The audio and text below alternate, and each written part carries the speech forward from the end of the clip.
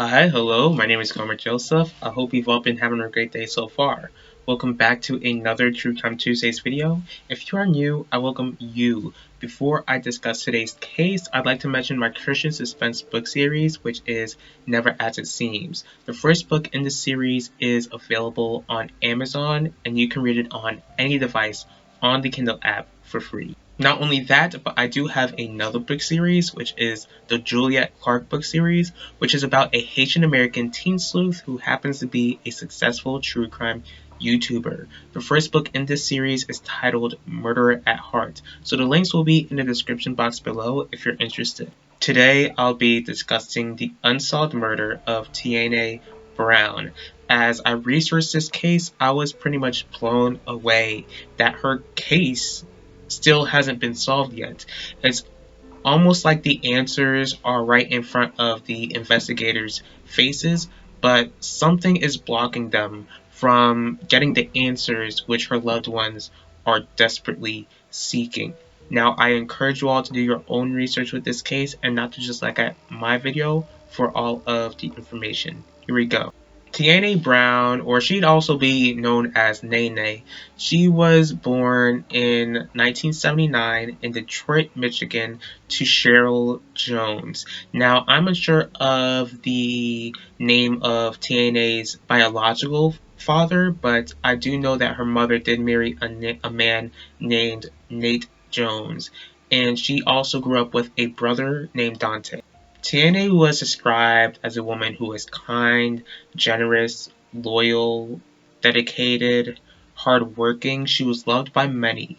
Tiané was also a mother of 3 girls, and she always put her daughters first. And she actually had a few degrees that she earned, but before she was sadly taken away, she was studying law and had dreams of opening her own law practice with a friend, and she loved school. Like, she was a very intelligent woman.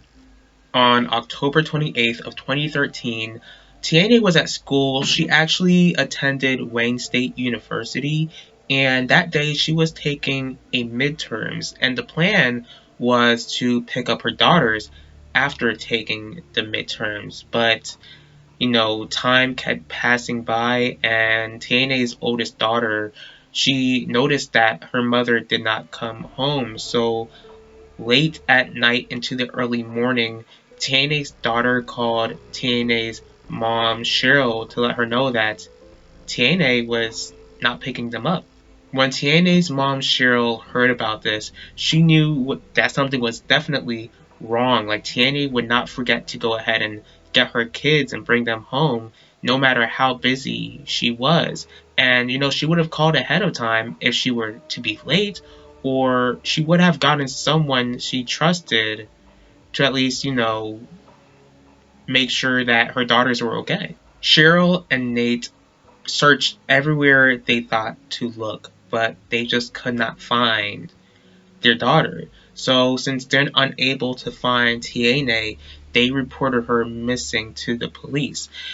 The thing about the police is that they were not taking Tiané's disappearance seriously at first. Like, since she was a college student, they suggested that she was partying after taking a difficult exam, like a midterm. But here's the thing, Tiané is not some college freshman who's 18 years old. Like, she's in her 30s. She has 3 daughters to take care of. And Cheryl insisted that she was not partying like that, like she was responsible. So Cheryl was pretty much at the point where she was not only asking for help at one police station, but she was asking for help at 3 different police departments. So after the police seemed to have taken the disappearance seriously, her family did contact everyone they could to help locate Tiané.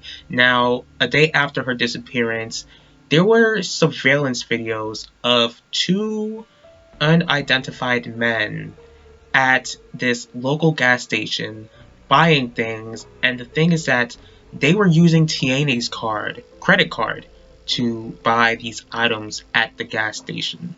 Now, I don't know how this happened, but there were two other men who are homeless who were able to steal Tiané's phone. And it just wasn't clear to me how they were able to get her phone, but they were arrested for stealing the phone, and that just makes them seem suspicious. And as the police were interviewing these men, questioning these men, there was nothing that these two homeless men said that could link them to Tiané's disappearance. 2 days after searching on October 30th of 2013, the two homeless men, even though they were not linked to pretty much making Tiané disappear, somehow they were able to lead police to Tiané's vehicle, and the vehicle did have her name on the license plate. So this vehicle was found near an abandoned power plant. Inside, sadly, Tiané was found dead, and it was due to a fatal gunshot wound. Sadly, Tiané is no longer living, so this quickly becomes a homicide investigation. So not only are the police still looking for these two men who used her credit card at the local gas station, but they also began looking into Tiané's ex-husband, Toriano, who they pretty much had a rough patch in their relationship. In the past, Tiané had tried to make a restraining order against him in like 2001 and 2003 due to claims that he was violent towards her. In 2007, she did also make a complaint against Toriana, saying that he did threaten to kill her and that he would kill anyone that she dated. For some reason, Tiané was unable to show up to court, so that restraining order request was denied. But Tiané's ex, Toriana, did cooperate with the police, and as he was cooperating, the police didn't see him as a suspect or a person of interest.